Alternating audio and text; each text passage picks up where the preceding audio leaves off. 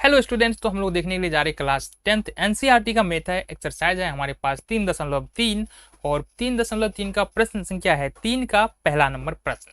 अब देखो ये जो सारे प्रश्न है 3 में जितने भी 5-6 प्रश्न है वो क्या है, शब्द समस्या है। शब्द समस्या कहने का मतलब क्या है कि इसमें जितने भी प्रश्न है वो सेंटेंसेज, कुछ इन्फॉर्मेशन दिए हुए, कुछ सेंटेंसेज हमारे पास, कुछ वाक्य लिखे गए हैं और इनकी सहायता से हमको समीकरण बनाने हैं और इन समीकरणों को हमको प्रतिस्थापन विधि से हल करना है। तो प्रश्न संख्या 1 यहाँ पर देख लेते हैं। 3 का मतलब 1 नहीं, 3 का पहला प्रश्न क्या कह रहा है।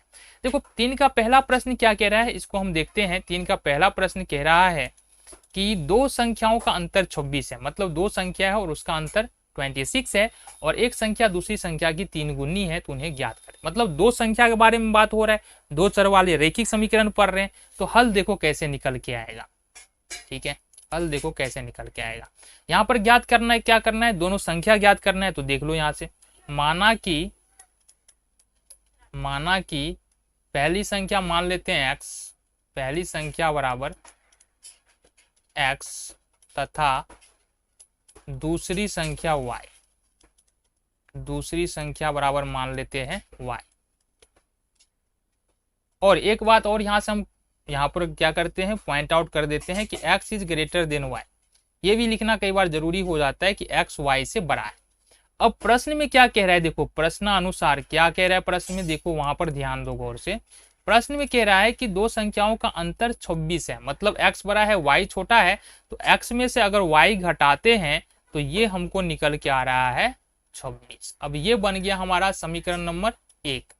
फिर कह रहा है कि है और एक संख्या दूसरी संख्या से 3 गुनी है, मतलब एक संख्या दूसरी संख्या से 3 गुनी है, तो बड़ी संख्या क्या है, हमारा x है ना बड़ी संख्या।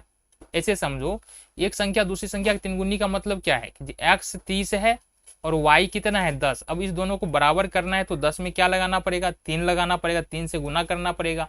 ठीक है, तो यहाँ पर हमारा बड़ी संख्या क्या है, x है और छोटी संख्या y है।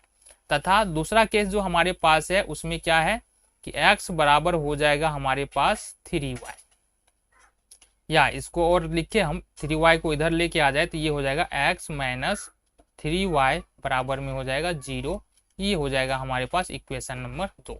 तो देखो दोनों ही समीकरण हमारे पास यहाँ से आ चुके हैं। अब क्या करना है, अब इन समीकरणों के सहायता से हमको हल निकालने हैं इन समीकरणों का, ताकि जो प्रश्न बोल रहा है ना हमको वो तो प्राप्त संख्या निकल सके। ठीक है, तो आ जाओ, देखो यहाँ से अब दोनों समीकरण हमको प्राप्त है तो हल करना है, तो लिखेंगे समीकरण 1 से, समीकरण 1 से।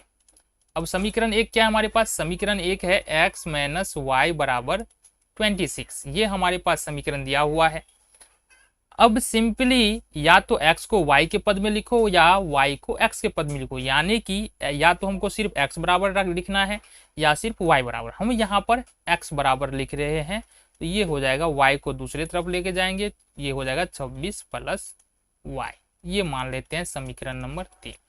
ठीक है, इतनी बातें समझ में आ गई। चलो अब ये जो हमने x का मान निकाला है ना, इसको समीकरण 2 में रख देते हैं। तो समीकरण 2 में x का मान रखने पर, x का मान रखने पर, तो आ जाओ जी इस तरफ आ जाओ।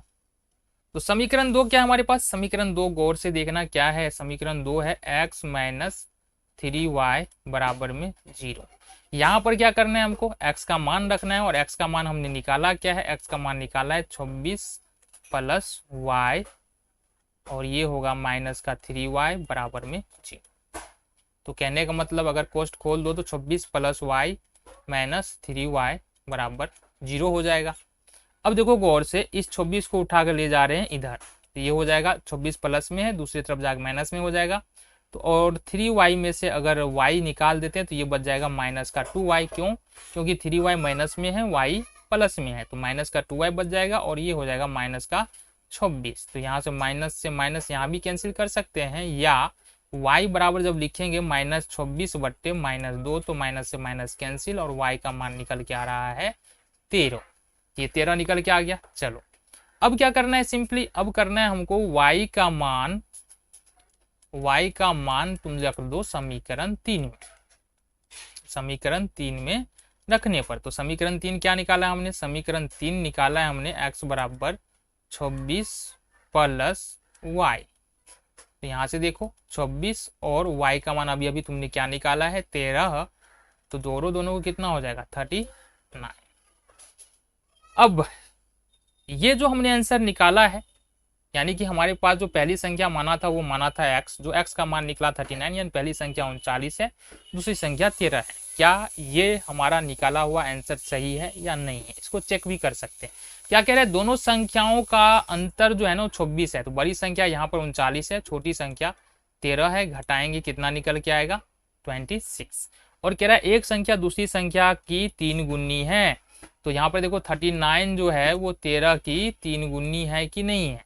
तो इस तरह से हमको समझ में आ रहा है कि हमारा जो आंसर है वो बिल्कुल सही है। इस तरह से हम क्वेश्चन बनाने के साथ साथ आंसर को भी चेक करते हुए चल सकते हैं।